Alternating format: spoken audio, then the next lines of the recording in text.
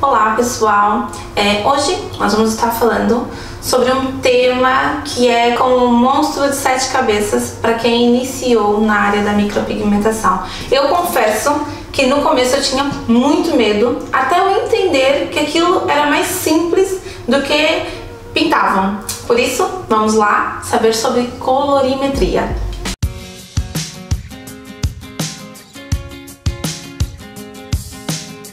Para iniciarmos, vamos lembrar-nos de quando éramos bem pequeninos, estávamos na primária e a professora estava a nos ensinar sobre as cores primárias e as mais importantes.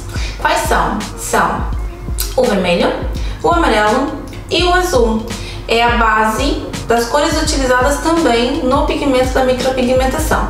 E para fazermos um trabalho bem feito e conseguirmos atingir os resultados que nós pretendemos, principalmente em correções, infelizmente não é um mundo encantado onde vamos ter sempre primeiros trabalhos. Muitas vezes temos que fazer correções e temos que fazer neutralizações. E muitos profissionais perdem trabalhos devido a não saberem aplicar as técnicas de colorimetria. Então vamos entender como é que ela funciona. Muitas vezes, quando fazemos um curso de micropigmentação ou fazemos uma formação específica de micropigmentação ou microblading ou outras técnicas e etc., ouvimos falar em fototipos. Acho importante, tá? Não vou estar aqui a falar não é importante não. Temos que trabalhar sim e saber analisar o fototipo e o tipo de pele da nossa cliente. Mas com o tempo eu fui percebendo que isso não era o mais importante e não afetava no trabalho tanto quanto a colorimetria, tá? Então temos os fototipos, não é? Que também é importante. Temos sim que saber identificar se a pele da cliente é clara, média, escura, se é uma pele que reflete o quente ou o frio, não é? No caso, as peles mais branquinhas geralmente são peles quentes, ou seja, elas refletem uma imagem mais avermelhada, mais rosinha, não é? Quando apanham o sol ficam muito vermelhas antes de ficar morena, geralmente ficam mais vermelhitas. E as peles frias, elas refletem mais azulado, mais claro, mais esverdeado, vai para tons mais frios. É importante nós sabermos identificarmos isso? Sim, mas não é o primordial. Vocês têm que saber o pigmento que vocês trabalham. Vocês têm que conhecer se aquele pigmento ele tem mais quantidade de azul ou mais quantidade de vermelho, se ele é orgânico, se ele é inorgânico. É muito importante a gente conhecer o material e conhecer a colorimetria para conseguirmos fazer os ajustes, não é? E fazermos também as misturas de acordo com a pele daquela cliente, ok, gente? Outra dica para vocês entenderem como funciona a colorimetria aplicada à micropigmentação é a tabela de Oswald. Vocês podem pesquisar e depois darem uma olhada e uma estudada em relação a essa tabela que explica muito bem como funciona a mistura dos pigmentos e das cores, ok?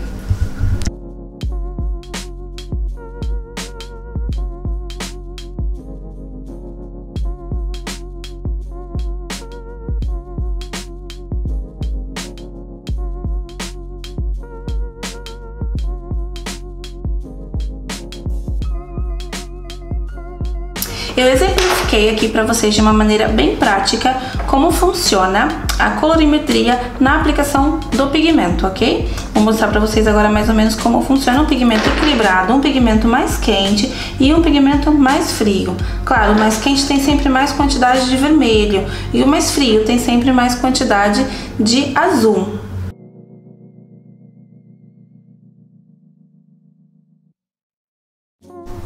Nesse primeiro exemplo, temos um exemplo de um pigmento equilibrado, ou seja, colocamos a mesma quantidade do azul, do amarelo e do vermelho. O resultado é esse castanho, que nem tanto vai para o vermelho, nem tanto vai para o azul, ou seja, um pouquinho mais neutro.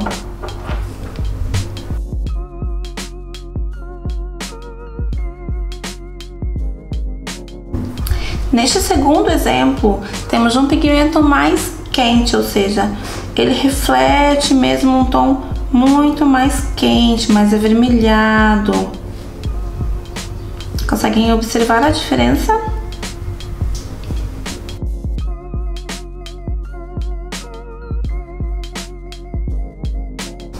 O nosso terceiro exemplo seria um pigmento mais frio. Se nós abrirmos o pigmento, vamos observar que ele já reflete um tom mais esverdeado, mais azulado, um pouquinho mais frio do que o nosso pigmento aqui e do que a nossa primeira opção, que é um pigmento mais neutro. Então, neutro, quente, frio. O que nós precisamos saber agora é identificar na prática o pigmento que utilizamos.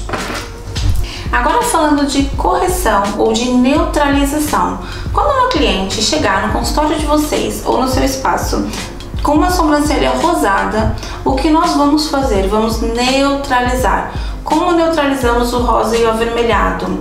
Equilibrando a cor, ou seja, para ela estar com a sobrancelha avermelhada com uma cor muito quente, significa que aquele pigmento que foi utilizado provavelmente tinha uma quantidade maior de vermelho, ou que o organismo dela expeliu, não é? Por último, o vermelho, e ainda tá ali algum resíduo do pigmento anterior. O que que nós fazemos nesse caso? Nós neutralizamos com a cor contrária do vermelho, que é o azul. E para neutralizarmos, utilizamos o azul e o neutro, que é o amarelo. A soma dos dois dá a cor verde. Então, nesses casos, nós vamos neutralizar sempre com o neutralizante verde. Vocês já viram as sobrancelhas também azuladas, esverdeadas e etc. Nesse caso, nós vamos neutralizar com o neutralizante laranja. Não é complicado. Quando nós entendemos a mistura das cores, conseguimos muito bem identificar logo o que nós temos que utilizar no caso de cada cliente para fazer também a neutralização, ok? Mas o melhor é utilizarmos sempre o pigmento mais equilibrado possível para não acontecer essas alterações de cores no futuro e a gente conseguir fazer sempre um trabalho bonito e quando for degradando o pigmento, ir degradando sempre para o castanho mais claro, ok? Sempre que vocês comprarem um pigmento, seja ele orgânico, inorgânico, independente da marca que for, tá? Vocês têm que abrir o pigmento para entender se ele é quente, frio, se ele é neutro. Geralmente os pigmentos vêm com uma numeração, não é, chamada Color Index. Ela nos indica a soma daquele pigmento e nos indica o que tem ali dentro daquele pigmento em termos de cor, tá bem? Vocês têm que também saber identificar isso, trabalhar com pigmentos legalizados, tá, gente? Isso é muito importante. Não comprem pigmentos de má qualidade, porque vai comprometer o trabalho de vocês. Se ele é orgânico, se ele é inorgânico, nós vamos falar sobre isso em outro vídeo, mas o importante é que seja um material de qualidade, que vocês tenham fornecedores de qualidade. Se acontecer algum problema com o pigmento, que vocês possam ir reclamar e entender o que aconteceu, ok? É muito importante isso também. Eu escolhi aqui 3 pigmentos para mostrar para vocês. Um neutro, um frio e um quente. Tá? Eu vou abrir os pigmentos e mostrar pra vocês como que eu faço a abertura deles. Eu trabalho com a marca NPM, já trabalho com ela há um tempo. É uma marca alemã, eu gosto muito. Eles têm o Color Index, ou seja, são totalmente de confiança, não é? Isso me dá uma garantia de que todas as cores que eu comprar vão ser de acordo com aquilo que está ali. O site deles vem escrito qual a quantidade de pigmento que tem, de frio, claro, quente, escuro, médio, etc. dentro do pigmento. Acho que eles são muito transparentes. É a marca que eu trabalho. Eu não gosto muito de estar falando aqui de marcas, tá? Não sou a favor de estar colocando marcas e colocando o que eu utilizo para influenciar as pessoas, não, até porque eu não sou patrocinada, tá, gente? Mas se quiserem me patrocinar NPM, estou à vontade, tá bem? Posso ser distribuidora em Portugal sem problema nenhum. Então, vou demonstrar pra vocês como que eu abro o pigmento pra entender se ele é quente, se ele é frio ou se ele é neutro. Eu geralmente molho, não é? O algodãozinho e utilizo o pigmento molhadinho pra abri-lo. Vamos aqui abrir o pigmento.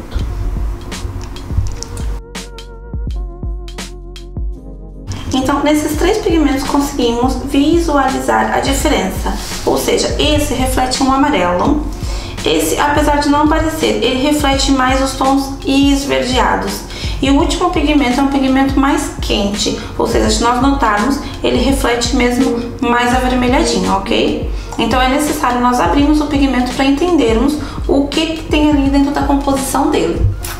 Coloquei aqui pra vocês também um exemplo de 2 neutralizantes, tá, gente? Eles são mesmo assim, utilizamos para neutralizar as cores muito fortes quando estão ali degradando pro verde, ou pro azul, ou pro vermelho, pro rosa, enfim, ok? Então o laranja, ele é mesmo laranjinha, tá? Para neutralizarmos sobrancelhas esverdeadas, azuladas, que estão a puxar mais pro frio.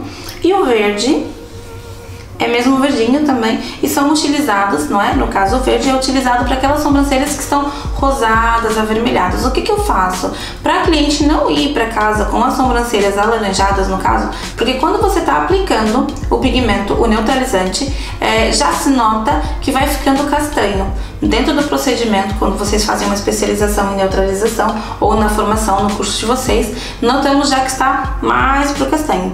No final, eu sempre faço um shadow mais clarinho, ou passo levemente um castanho neutro. Pra quê? Para aquela cor ficar mais uniforme e mais bonita, tá bem?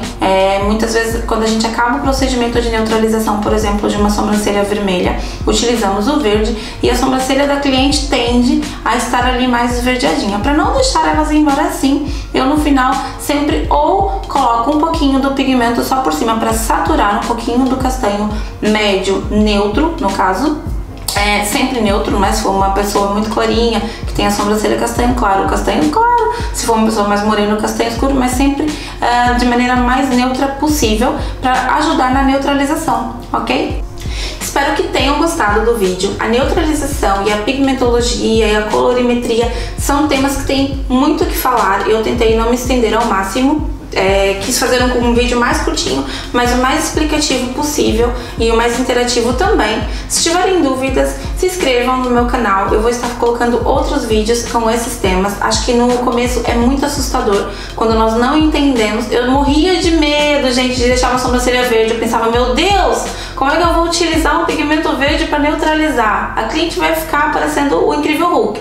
Então eu tinha mesmo muito medo. Acho que é uma maneira também de ajudarmos uns aos outros. Eu digo sempre que na estética temos que ter uma política de boa vizinhança, porque não somos concorrentes, somos amigos de trabalho e colegas de trabalho, estamos na mesma área, é importante dividir conhecimento.